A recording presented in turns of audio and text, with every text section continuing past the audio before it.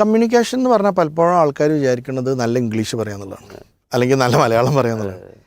Actually communication എന്ന് പറഞ്ഞാൽ അതല്ല. കമ്മ്യൂണിക്കേഷൻ എന്ന് പറഞ്ഞാൽ പിന്നെ നമ്മൾ പറയുന്ന കാര്യം നന്നായി കൺവേ ചെയ്യാൻ പറ്റുക എന്നുള്ളതാണ്. നമ്മുടെ ഉള്ളിലുള്ളൊരാശയം. ബേസിക്കലി ഏതൊരു ഓർഗനൈസേഷനിലും നമ്മൾ പോയിട്ട് നല്ല ഇംഗ്ലീഷിൽ നല്ല ഒരു പ്രസംഗം കാച്ചാനല്ലല്ലോ നമ്മളെ ഹയർ ചെയ്യണത്. അതല്ല, ബേസിക്കലി നിങ്ങൾ ആ ടീമിൽ വർക്ക് ചെയ്യുമ്പോൾ, നിങ്ങളുടെ കസ്റ്റമേഴ്സിനോട് കമ്മ്യൂണിക്കേറ്റ് ചെയ്യുമ്പോൾ, നിങ്ങളുടെ വെൻഡേഴ്സിനോട് നിങ്ങൾ കമ്മ്യൂണിക്കേറ്റ് ചെയ്യുമ്പോൾ, ടീമിനായിട്ട് മെമ്പേഴ്സിനോട്, മാനേജ്മെൻറ്റിനായിട്ട്, സബോർഡിനേറ്റ്സിനായിട്ട് ഒക്കെ കമ്മ്യൂണിക്കേറ്റ് ചെയ്യുമ്പോൾ how effectively you are able to convey your message. ഇതാണ് അതിൻ്റെ പോയിൻ്റ് എന്ന് പറഞ്ഞാൽ. അപ്പോൾ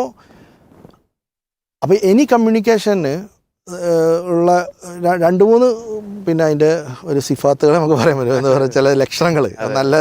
അപ്പോൾ ഒന്നെന്ന് പറഞ്ഞാൽ ഒരു കാര്യം ചോദിച്ചാൽ, ഒരു ചോദ്യം ചോദിച്ചാൽ നല്ല നിലക്ക് ഒരു സ്റ്റാർട്ട് കൊടുക്കുക, അതിൻ്റെ പോയിന്റ് പറയാം, നല്ല നിലക്ക് എൻഡ് ചെയ്യാം. ഓക്കെ, അപ്പോൾ അത് okay, then there is A start, ഒരു എക്സ്പ്ലനേഷൻ, അതിന് ഒരു എൻഡ്. അപ്പോൾ നമുക്ക് നല്ലൊരു ലോജിക്കൽ എൻഡ് ഉണ്ടാകുമ്പോൾ then that is A good answer.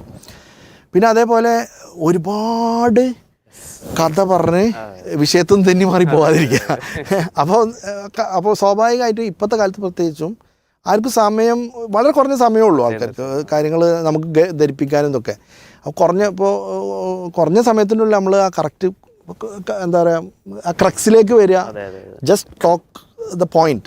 അപ്പോൾ ആ ഒരു സംഭവം ഇമ്പോർട്ടൻ്റ് ആണ് നമുക്ക്. അപ്പോൾ അത് കുറഞ്ഞ വേർഡ്സിൽ കുറഞ്ഞ എന്താ പറയുക സമയം ഉപയോഗിച്ച് നമുക്ക് പറയാനുള്ള കാര്യം എങ്ങനെ ഇഫക്റ്റീവായിട്ട് നമുക്ക് മറ്റൊരാളോട് പറയാൻ പറ്റും. അപ്പോൾ അത് നല്ല ഇംഗ്ലീഷൊക്കെ അറിയെങ്കിൽ നല്ല വേർഡ്സും നല്ല വൊക്കാബുലറി ഉള്ള ആൾക്കാർക്ക് കൂടുതൽ ഇഫക്റ്റീവായിട്ട് സംസാരിക്കാൻ പറ്റും എന്നുള്ളത് ശരിയാണ്.